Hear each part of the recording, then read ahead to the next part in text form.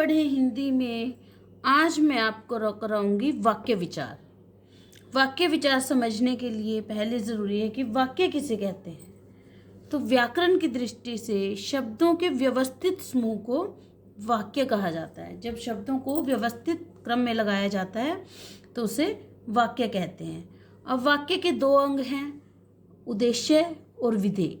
अब देखिए, एक वाक्य लेते हैं हम, जैसे राजीव गीत गा रहा है। राजीव गीत गा रहा है। अब देखिए, जो करता है, वाक्य में जिसके बारे में कुछ कहा जाए, यानी क्रिया को करने वाला कर्ता राजीव, यह उद्देश्य है। वाक्य में राजीव के बारे में कोई बात हो रही है तो राजीव करता है, क्रिया को करने वाला राजीव है, तो राजीव उद्देश्य है। अब देखिए, गीत गा रहा है और कर्ता के विषय में जो कहा जाए, उद्देश्य के विषय में जो कहा जाए, वह विधेय कहलाता है। उद्देश्य के विषय में जो कहा जाए उसे विधेय कहते हैं।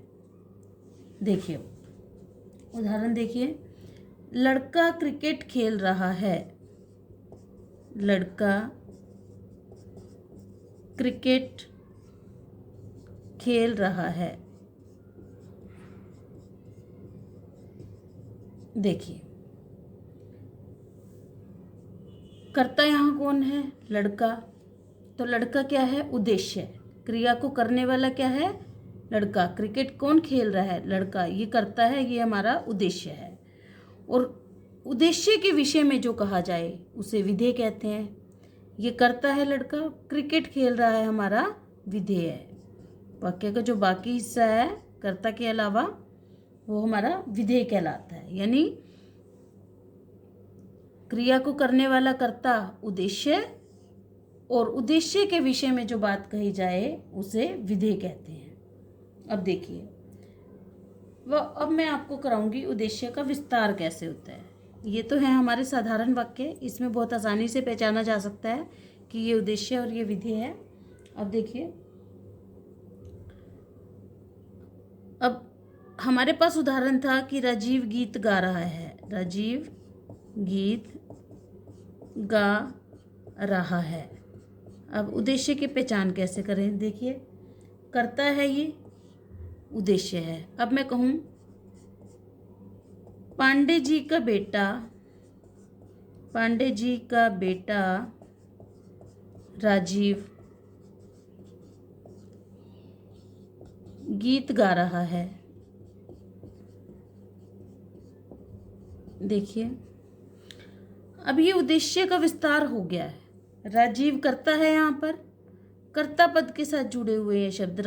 पांडे जी का बेटा राजीव गीत गा रहा है, ये उद्देश्य का विस्तार है। ये भी उद्देश्य में ही आएगा, यानी ये उद्देश्य ही कहलाएगा। इसे उद्देश्य का विस्तार भी कह देते हैं। ये पूरा जो है ये उद्देश्य का विस्तार हो गया, यानी उद्देश्य यानी कर्ता के साथ ये शब्द, ये पद जुड़े हुए हैं, तो ये उद्देश्य का विस्तार है। ऐसे ही ये विधेय है हमारा, गीत गा रहा है, तो इसका भी विस्तार किया जा सकता है। जैसे राजीव गीत गा रहा है। अब मैं कहूँ कि राजीव कई घंटों से गीत गा रहा है। अब देखिए, ये हमारा विधेय था, तो विधेय का विस्तार हो गया है कि राजीव कई घंटों से गीत गा रहा है, तो ये विधेय का विस्तार है। तो ये भी हमारा विधेय में ही आएगा, विधेय में ही आएंगे ये पद, कई घंटों से। ये हमारा विधेय का विस्तार हो गया। अब देखिए,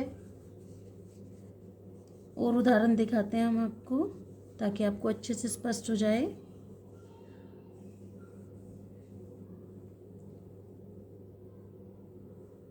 जैसे नीरा की छोटी बहन पढ़ रही है। नीरा की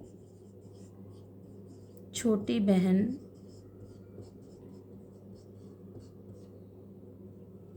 पढ़ रही है। देखिए, नीरा की छोटी बहन, ये क्या है? बहन कर्ता, तो ये कर्ता का विस्तार हो गया उद्देश्य का, ये उद्देश्य ही कहलाएगा उद्देश्य का विस्तार। पढ़ रही है, ये विधेय है हमारा, पढ़ रही है। कर्ता के अलावा जो बाकी पद हैं, यानी उद्देश्य के बारे में जो बात हो रही है, पढ़ रही है, विधेय। अब विधेय का विस्तार कैसे होगा? जैसे हम कहें कि नीरा की छोटी बहन, ये उद्देश्य का विस्तार है। नीरा की छोटी बहन 3 घंटे से पढ़ रही है, 3 घंटे से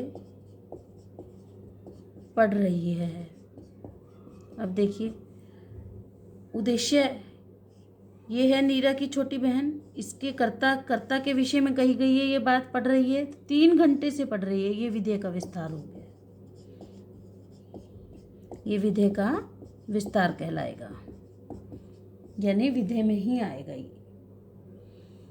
तो कैसा लगा आपको वीडियो ये बेटा? अच्छा लगा हो तो चैनल को सब्सक्राइब करें। आपका दिन शुभ हो।